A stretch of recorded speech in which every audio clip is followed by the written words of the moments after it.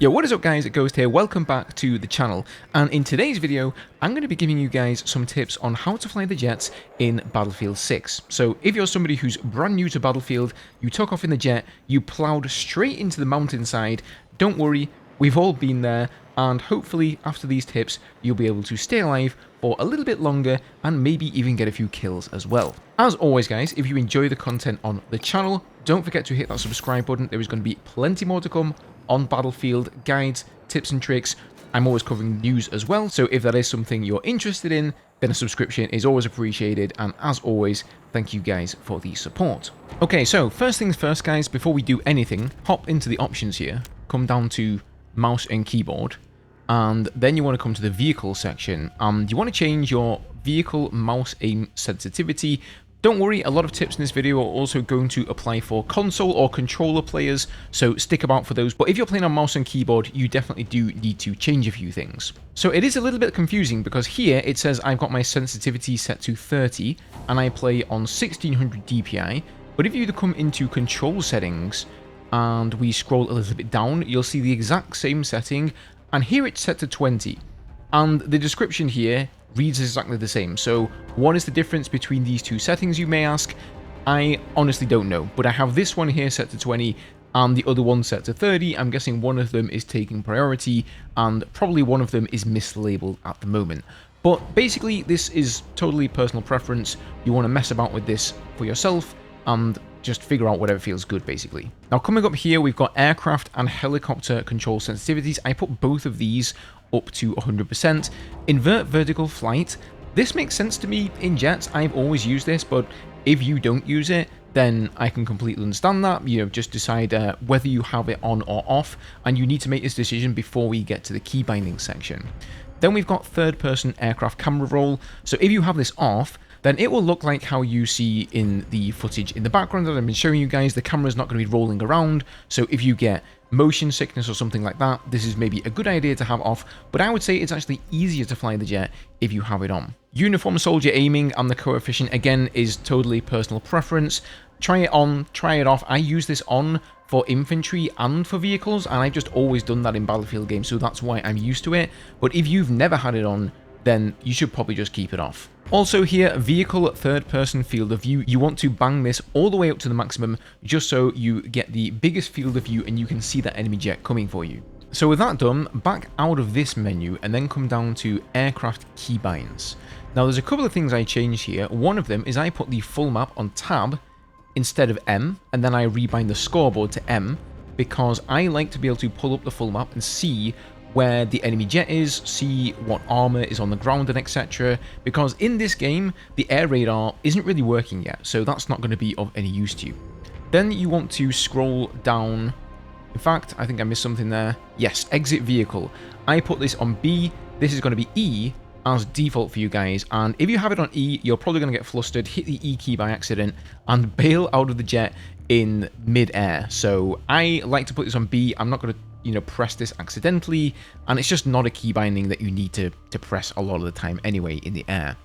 So scroll down and find pitch down and pitch up.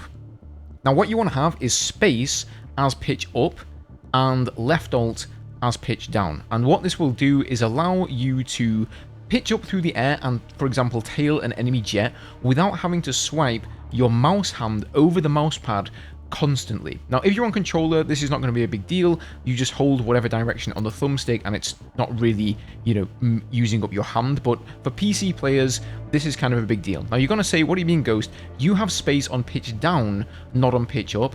If you play inverted like I do, then you need to switch these two keybinds. So if I was not playing inverted, then pitch down would be alt and pitch up would be space. I hope that makes sense. You'll definitely know if it's wrong though. You want to be basically holding spacebar to make the jet go upwards and look up into the sky.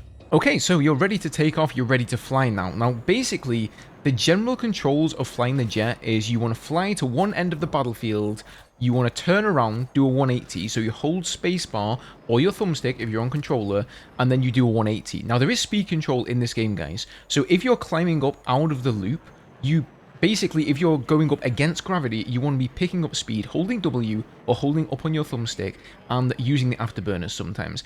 If you're coming downwards, you probably want to be braking. You will definitely feel if the turn speed gets slower, and that probably means you're either going too fast or you're going too slow. And this is going to be very important when you get in a dogfight, which you inevitably will with the enemy jet. Now, when it comes to dogfighting, if you go and get behind the enemy jet, you'll notice that my reticle, it keeps sort of darting all over the place, and what this actually is in Battlefield 6, there is a PIP, or a projected impact point. So what is normally just your reticle, and it also shows how, long until your cannons overheat, this will start dancing around, and if you line it up exactly on the jet, and then you fire, those shots will hit, so it's showing your lead on the jet. And this is now generally like the best thing to go for and aim with in order to take out the enemy jet, and believe me, once you get a few rounds on him, the jet cannons are super powerful in this game.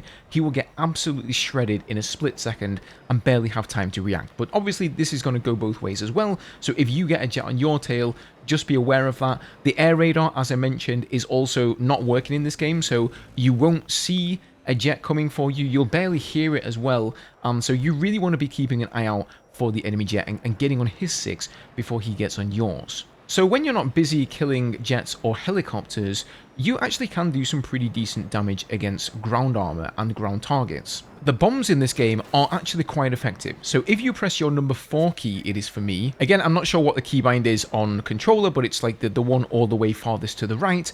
Those are your bombs, and you have 2 of these. So what I recommend doing is using 1 per strafe, and then that way you've always got 1 coming off of cooldown, because they just recharge automatically. You don't need to go to the resupply station at your base, which we'll get to a little bit later in the video. They'll just recharge. But what I found works best is aiming for the target from as far away as possible, really. And you'll see in third person, that is the best way in my opinion to do this. You'll have this little circular reticle here, and if it's not really on target, that probably means you're going too slow and you need to speed up the jet, because this is going to factor in your inertia, your angle of attack, all of these things. And once it's on the spotted enemy, try and get him like somewhere in the middle and then just drop one of the bombs, and a lot of the time you'll find that you actually get a kill, at least on infantry. You can also hold V in the jet, as you see me doing here. I'm just sort of spotting, the bomb and seeing where I dropped it, just to make sure it went where I wanted it to go.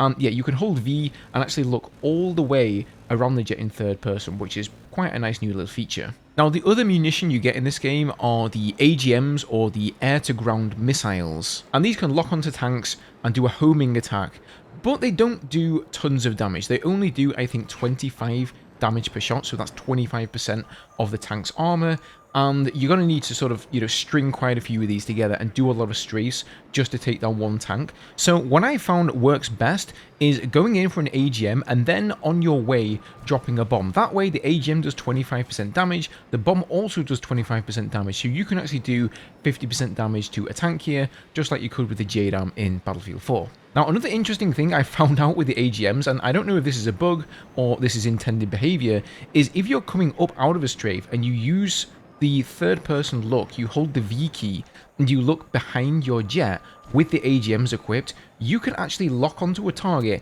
and fire it from behind, which is kind of crazy. Maybe this is like the targeting pod doing what it's supposed to do, like in real life, but it could be a bug.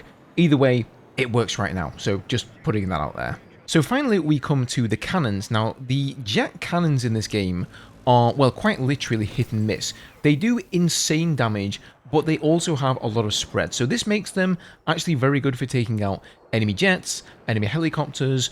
They do some decent damage against armor, but I found it's like 10% damage on a strafe, so you can chip in a little bit of damage, as you drop a bomb or something, but it's not like the be-all, end-all. But they absolutely shred infantry. They do 34 damage per shot to infantry, so that means you can 3-shot infantry from, I think, any range. I think it's always 34 damage per shot, regardless of the range, but because the spread is so crazy, it's kind of like luck of the draw. So really, the best advice I can give you is aim below the Dorito, and in this game, where the soldier appears, it's actually quite far south of the Dorito, the little spotting diamond there, whereas in Battlefield 4 it will be like directly below, so you kind of have to get used to exactly where the infantry is based on where they're spotted, but then it's kind of just spray and pray, right? You spray at them and you hope that you get 3 connections. If you do, you'll get a kill, and if you don't, then you won't. Now, a big part of flying in the jets is not about getting kills, but also about staying alive. So first of all,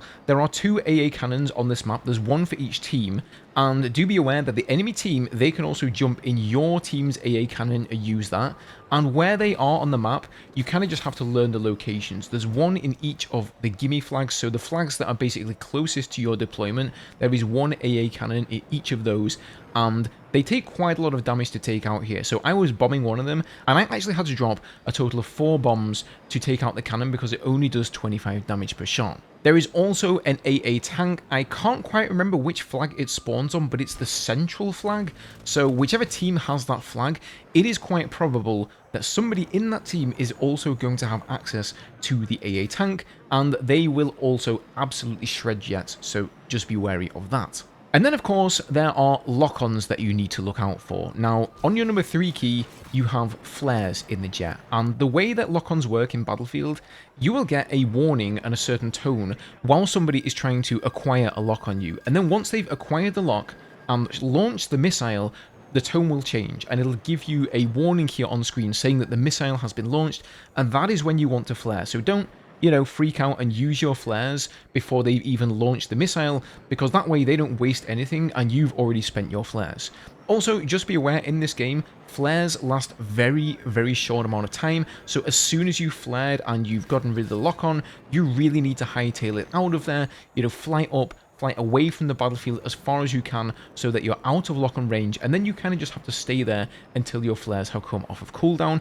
If you get hit by a lock-on in this game, they do a ton of damage. The Stingers do. They do like 90% damage to the jet, and as far as I know, there is no way to repair your jet in the air. There is no passive repair or anything like that. However, there is a resupply and rearm attrition box close to your deployment. Now, the thing is, you can't actually see the icon for this from the air until you get really, really close to it, which I think is something that's going to be fixed in the future when the main game comes out.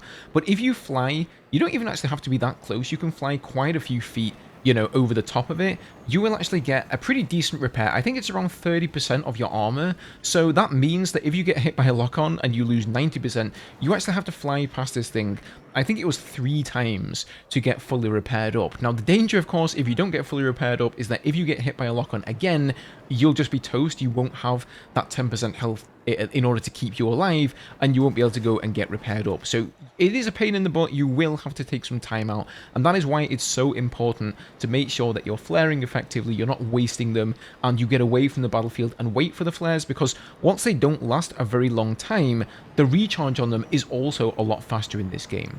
And it certainly beats having to fly over this attrition box like 3-4 times to get repaired up. So there you go, guys. Those are just a few quick tips for you. Hopefully it will assist you in having a bit of fun in the jets, getting a couple of kills maybe, and messing around in them. They're really not the best jets I've seen in any Battlefield game. Hopefully DICE are going to improve them in the future between now and when the game releases. And of course, I'm sure we're going to see lots of new loadout capabilities for them, like rocket pods maybe, and some stuff that allows us to take our armor a little bit more effectively, because as I said, right now the cannons aren't really very effective. The AGMs only do 25% damage. That's, you know, if you compare them to the attack jets from Battlefield 4, they really pale in significance here. So yeah, I'm waiting with bated breath, DICE. As always, if you guys enjoyed this video or you found it helpful, a like is always appreciated. If you've got any questions, leave them in the comments. Either myself or somebody on the channel will answer you. There's a lot of great jet pilots in here already, I know. And don't forget to subscribe to the channel to stay up to date with everything Battlefield. Have a good one, guys, and I'll see you all in the next video.